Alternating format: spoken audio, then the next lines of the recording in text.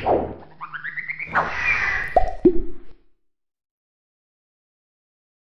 assalamualaikum warahmatullahi wabarakatuh. Ketemu lagi dengan saya Bambang Prasojo di Inspirasi TKI, channel YouTube yang selalu mengulas usaha teman-teman wirausahawan, terutama ex-TKI, wirausahawan yang biasa-biasa saja, prasojo, sederhana. Yang kita bahas, yang kita ulik-ulik adalah teman-teman usaha UMKM, usaha menengah kecil, menengah mikro. Nah, sekali ini kita akan ngobrol-ngobrol dengan Kang Yudi, ex-TKI dari Korea, teman saya juga waktu dulu merantau. Usaha beliau saat ini adalah produsen dimsum, dumpling, apa boleh kan? Gyoza sama gyoza. Usahanya beliau saat ini dan lokasinya ada di Semarang. Beliau ini adalah salah satu customer saya, pelanggan kami yang hampir tiap hari pesan jauh-jauh dari Semarang dikirim ke sini. Oke, kita saksikan kegiatan beliau sehari-hari apa saja. Terus ikuti di STKI prinsip inspirasi TKI sampai akhir, dan jangan skip ntar salah paham, dan tidak perlu subscribe. Oke, ikuti aja. Kang Yudi ini kayak pulang dari Korea itu hampir ngarep bunyi sama saya. Ini kan 2016 toh? Oh, 2017? 2017-18. Oh iya, aku 2016. Di Korea berapa tahun Kang? Di Korea? Di Korea hampir kalau keseluruhan itu 8. Nah, terus pulang nyampe. Tapi udah nikah belum? Belum. Oh, belum. Jangan. Nikahnya itu tahun berapa jenengan? Nikahnya baru 13 tahun yang lalu. Berarti 2000 masih di Korea?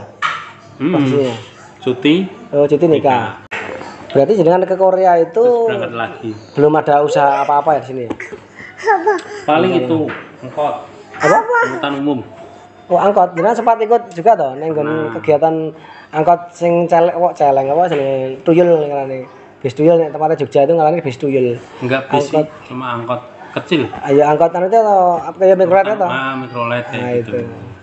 Itu pas rame-rame itu Jogja sekitar tahun 2000-an. Oh gitu. Nah sini dengan 2010-an masih rame? Enggak, udah enggak rame. Terlalu banyak. Jadinya sepi. Akhirnya sepi. Iya. Dijual akhirnya. Alhamdulillah dijual, laku. Kalau sekarang nggak laku. Tahun berapa itu Kang? Tahun berapa? 2014. 2014. Jual. Nah terus pulang dari Korea, jenengan apa ada rencana bisnis itu dulunya apa itu pulang dari Korea itu? Pulang dari Korea itu yang paling aman itu kontrakan atau kos, itu paling aman sebenarnya. Oh, rencananya? Iya. Yeah. Tapi udah dibikin belum? Ya alhamdulillah sudah. Oh sudah ada kontrakan di Undip. Wih keren. Ya sambil. Jadi investasi ya itu ya? Ya investasi. Cuman kan nggak bisa itu. Buat kedepannya kurang berkembang soalnya. Oh, kan monoton segitu penghasilan, belum pengeluarannya.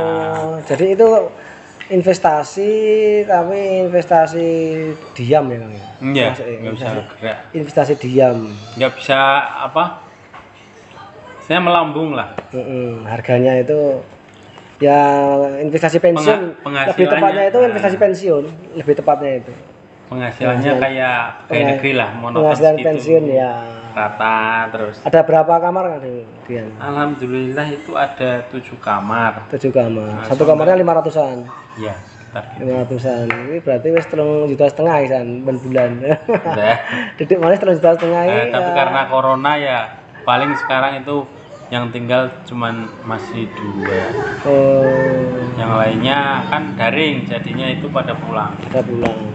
Ini sebentar lagi buka ini jangan, insya Allah tambah lagi. Ya. Lumayan ya 3,5 per bulan itu. Lumayan. Iya. Nah, dulu habisnya berapa itu Kang kalau investasi di kontrakan itu? Itu dulunya sekitar 200 juta. 200 jutaan. Iya. Mantap. 200 juta. Nah, setahun 3,5, 35 juta. 2 tahun, 3 tahun. Kalau sekarang kira-kira dijual ya dijual 500. 500 ya. Wah, itu udah naik dari harga jualnya. Investasi tanah itu memang tiap bulan juga masih dapat untung. Harusnya itu usaha semua itu harus dari yang kecil dulu. Nggak usah terlalu banyak modalnya. Jadi nggak begitu. Kalau pengen ini modal banyak, beli kursi, beli lain-lain, kalau bisa itu pergunakan alat yang ada. Jadi nggak membuang-buang, usaha ini beli kursi, beli peralatan, nanti nggak maju, cari lagi yang lain, nanti beli lagi peralatan, jual lagi, rugi banyak malah. Rugi banyak. Ya itulah yang terjadi pada teman-teman. Itu rata-rata kan punya duit tergiur investasi, yang duduk-duduk manis dapat duit. Gitu kan, rata-rata kan kayak gitu toh. Nah, saya nyarankan memang kalau teman-teman STKI itu mendingan investasi di tanah. Kalau investasi di tanah itu kan umpama jenengan kena gendam, tergiur investasi.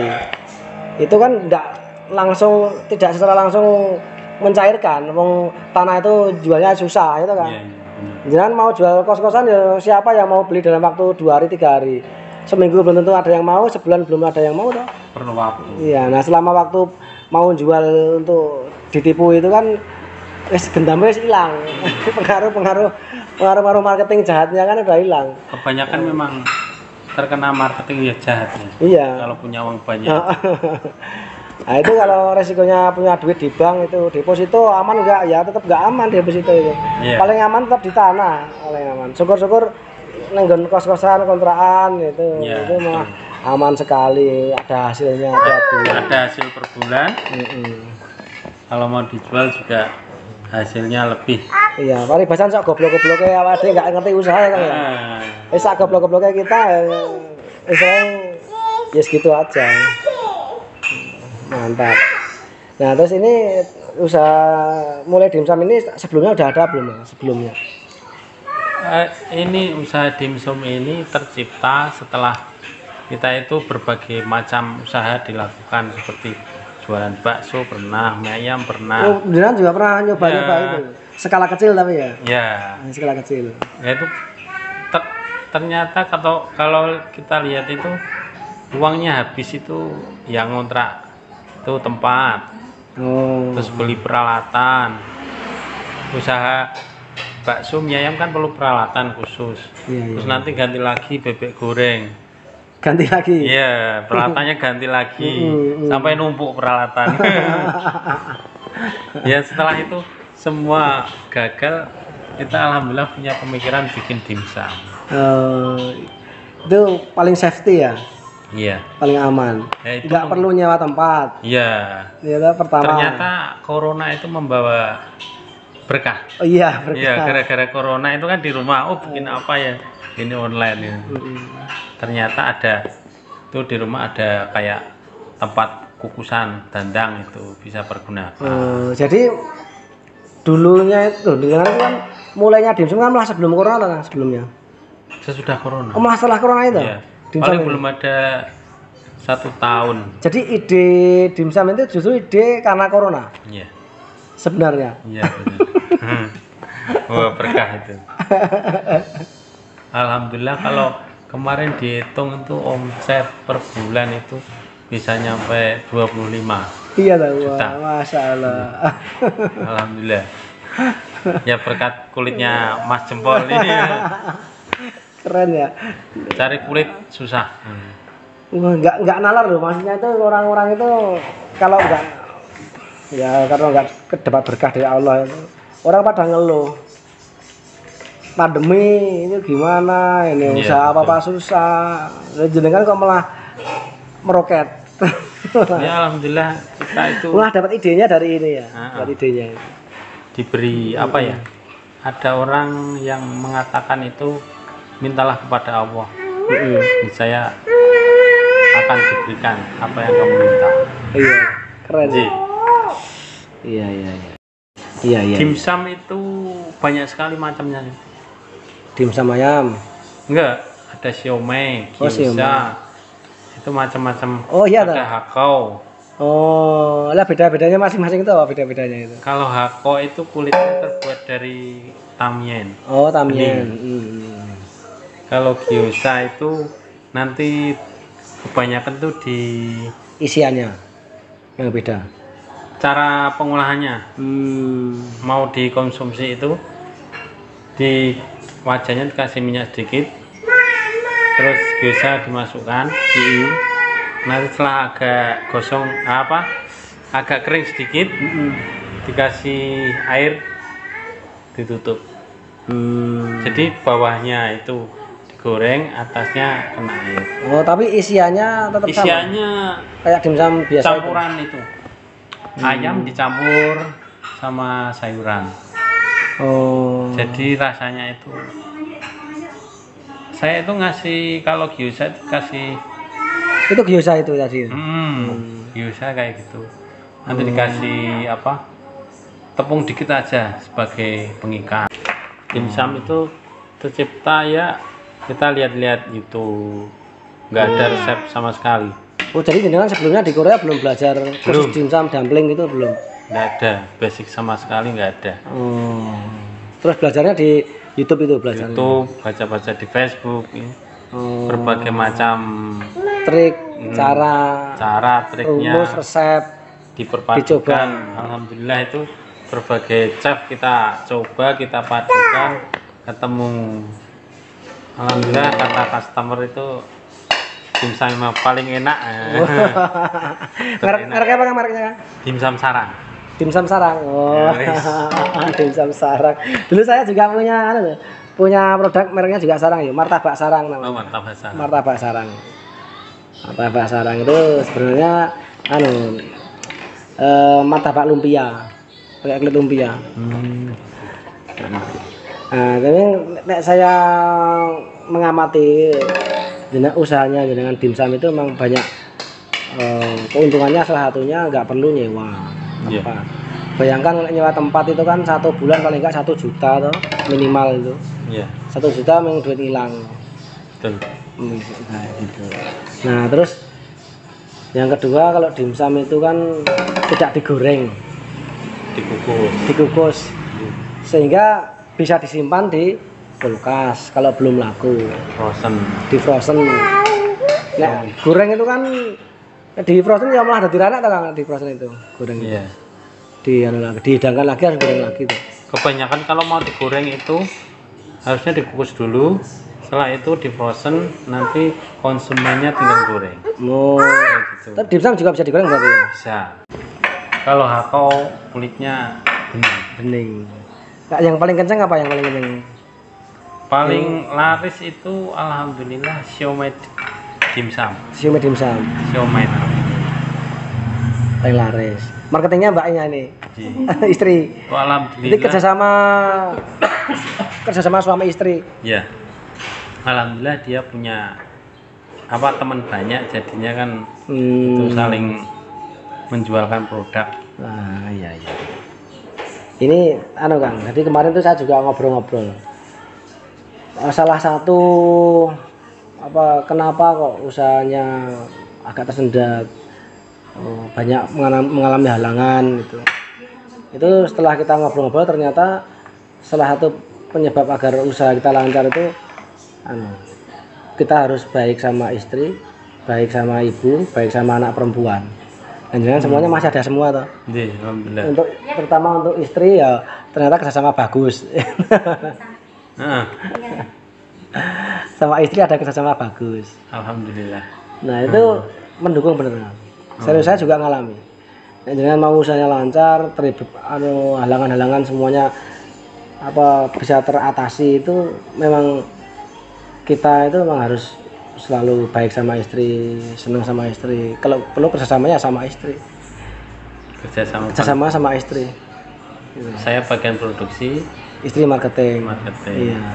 Terus kalau ada benturan apa-apa ya wis padha do ngalahi kabeh.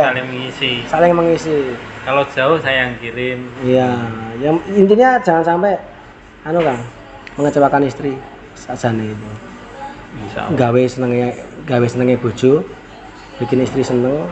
Istri itu senengnya apa pokoknya turuti. tenan itu memang bener-bener jenengan nanti akan kaget hasilnya. Senengannya apa? Senengannya jajan. Senengannya apa? Turuti wae seneng. Sakjane kita ini sebagai laki-laki ya ning dadi ngono dadi bale bojo asli. Wong kita kerja nyambut gawe minggu istri sama anaknya. Dan tapi kalau kita ngopeni istri benar-benar tanggung jawab, nafkahi, memberikan pelindungan, kasih sayang, cinta, terus istrinya juga ridho, itu ya nanti rezekinya akan ngikuti. Sebaliknya juga istri pun sebenarnya juga seperti itu. Nah, memang kalau istri secara khusus kalau dia berbakti sama suami itu ya dapatnya surga.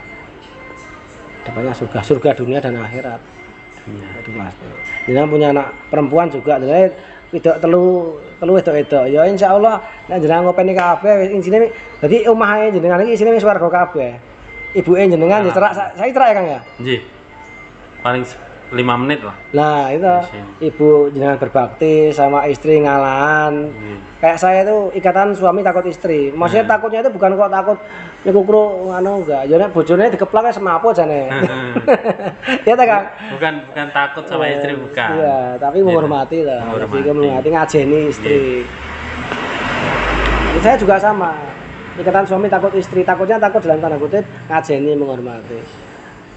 Meletakkan istrinya itu memang salah satu mungkin rahasia usaha. Rahasia usaha kita lancar dibandingkan dengan beberapa teori-teori. Mungkin ada teori-teori usahanya begini tapi tidak didukung oleh faktor-faktor tadi itu, sedekah, berbaik-baik sama keluarga, terus ibadah yang tekun, iya, terus menjauhi maksiat. Ini sebenarnya faktor X kelancaran usaha. Saya nyebutnya faktor X. Setelah didukung semua teori-teori ternyata tidak lancar, berarti ada faktor X yang tidak dibenarkan, yang belum benar, ya belum terpenuhi. Nah itu. Nah, jadi istrinya yang marketingan. Ini sampai saat ini trennya naik apa gimana trennya? Trennya naik. Alhamdulillah. Alhamdulillah. Selain yang pakai kulit dimsum, pakai kulit juga seringnya itu kemarin, tapi sempat sekarang turun lagi. Pakai kulit itu, kulit kulbis itu, kubis. Pakai kulit itu bisa kulit nori. Banyak macamnya sebenarnya kalau dimsum itu.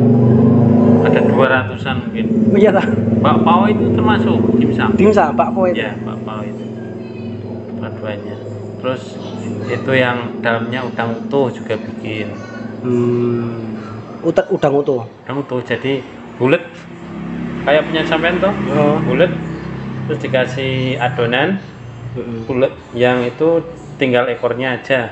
Yang enggak dikupas kulitnya. Terus dimasukin, kepalanya hilang, nanti dibentuk. Kayak gitu. Satunya dari saya itu 3,5 sampai 4.000. Nah terus kalau anunya ini jenengan mungkin nanti akan makin menggelegar itu kalau benar-benar di manajemen benar. Iya. Di manaj beneran dari catatan keuangannya. Catatan keuangannya udah diperbaiki. Kemarin sempet kayak gitu, terus istri kewalahan gitu. Belum nyatetin sendiri, terus nanti kalau pengiriman bisa dihandle pakai jasa kirim gitu. Cuman kan itu anak saya mendingan gini aja itu. Jenengan mempekerjakan pekerja paruh waktu. Anak-anak semua akuntansi, jurusan akuntansi itu loh. Dia suruh datang ke sini kalau tiap Sabtu, terus hariannya istri nyatati seanunya aja. Secara umum beli apa tulis, jual berapa tulis. Nanti Sabtu direkap, hari Sabtu itu direkap sama tim manajemen, tim admin tim akuntansi itu biar dicatat gini. Nanti akan ketahuan. Sebenarnya ada tanggalannya, tanggal berapa, berapa, beli berapa. Nanti hari Jumat atau Sabtu kurang waktunya tambah hari Jumat atau Sabtu Minggu gitu. Anak-anak sekolah itu. Terus nanti akan muncul nanti ketahuan berapa omset, margin, keuntungan dan sebagainya nanti akan ketahuan. Nah dari situ mungkin nanti akan berkembang lagi ke sistem penjualannya bagaimana, itu kan jangan akan lebih tahu. Rencana juga bagian produksi itu kurang tenaga. Nah, tambah lagi. Nah itu kadang itu ngajari orangnya itu ya cukup lumayan ekstra. Soalnya kalau bikin dimsum yang bagus itu kan harusnya adonan dimasukkan ke freezer dulu, agak nggak terlalu encer lah. Jadi nanti kan bisa gampang dibentuk. Jadinya kelihatan cantik lah. Kayak kemarin waktu bulan puasa itu kan ada karyawan itu saya ambil terus suruh sejadinya, soalnya pesanan banyak. Saya dapat komplinan juga. Ya mendingan aja, coba mulai sekarang satu persatu, tambah satu orang pinter, terus kemudian tambah lagi. Iya kemarin sempat dicoba kemarin itu. Terus kendalanya apa kendalanya? Ya itu yang enggak sih, kemarin kan ada anaknya, sekarang nggak masuk soalnya rewel. Masih rewel. Besok hari Rabu berangkat lagi, 2 hari sekali sih. Iya. Dia kan masih kerja di pabrik. Oh masih kerja di pabrik, tapi ambil di sini. Soalnya dia kan 2 hari sekali masuknya juga. Biasa pengurangan karyawan. Pengurangan karyawan dianya. Iya. Nek jenengan bisa nggak menetapkan satu orang satu yang ono kerjaan pokoknya teko gitu. Nah itu masih cari. Lagi nyari orang yang tepat. Ya. Masih bingung nyari orang. Ya nanti kita akan ngobrol-ngobrol lagi bagaimana trik-trik mencari karyawan nanti mungkin di lain kesempatan nanti kita akan ngobrol. Saya ngambil orang yang dari awal tuh nggak ngerti apa-apa, benar-benar blank, nggak ngerti. Itu mudah dibentuknya. Tidak mengerti soal apa? Soal dimsum. Oh dimsum memang. Soal memasak secara umum. Iya. Nggak ngerti masak sekalipun malahan. Wah orang ngerti masak sekalipun dia masih blank, nggak ngerti. Itu malah mudah diajari sebenarnya. Seperti kemauan kita dibanding orang yang sudah punya pengalaman. Mungkin cara berpikirnya saya kebalik dengan orang-orang yang biasa bikin dimsum gitu ya. Nah, saya malah justru orang yang nggak tahu, karena dia akan benar-benar copy paste apa yang kita punya, sehingga dari rasanya itu nanti akan mirip. Nah kecuali orang yang sudah punya pengalaman di dimsum, maka dia akan bereksplorasi dengan ilmu terlebih dahulunya. Kemampuan dia sebelumnya diterapkan di luar pengetahuan kita gitu. Kadang-kadang seperti itu. Kadang-kadang orang itu kan punya ego ya, aku sudah ngajarin dia kayak gini tapi ternyata dia ngeyel, dalam hatinya ngeyel, ora wae aku nek ngerjakke biasanya ngene menurut karepku kan gitu. Biasanya seperti itu banyak yang terjadi kan. Kalau kita pekerjaan orang profesional itu mah seperti itu.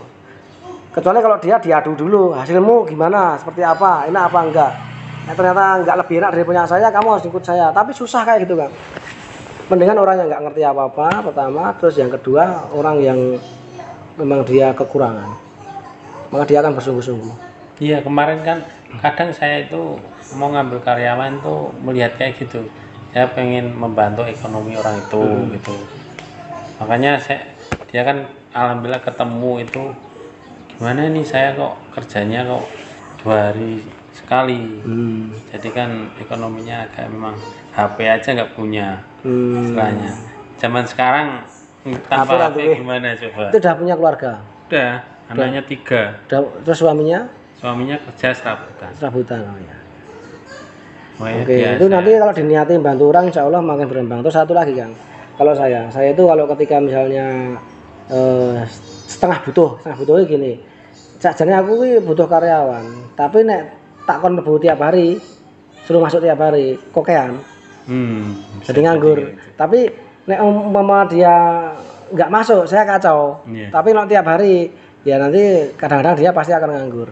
Nah pada saat seperti itu, justru saya malah tak tetapkan, ya udah pokoknya kamu langsung kerja aja tiap hari tempatku. Ada nggak ada kerjaan, pokoknya kamu datang, entah ngapain. Terus setelah itu kita minta sama Allah. Misalnya minta, ya Allah ini ada hambamu yang berada di tempatku dalam rangka mencari rezeki, pastilah sudah engkau tetapkan rezekinya dia. Maka karena dia mencari rezekinya di tempat saya, maka turunkanlah rezekimu kalau ada di langit di rumah saya. Kalau rezekimu ada di bumi, maka naikkanlah di rumah saya untuk dia. Gitu. Dan yakin nanti Allah akan ngasih rezeki dia melalui kita. Terus sambil kita ngomong, tapi ya itu ya Allah, Gusti talangi teles. Aku tinggal liwat rezeki niku ya aku nyawa cipratan kan ngono.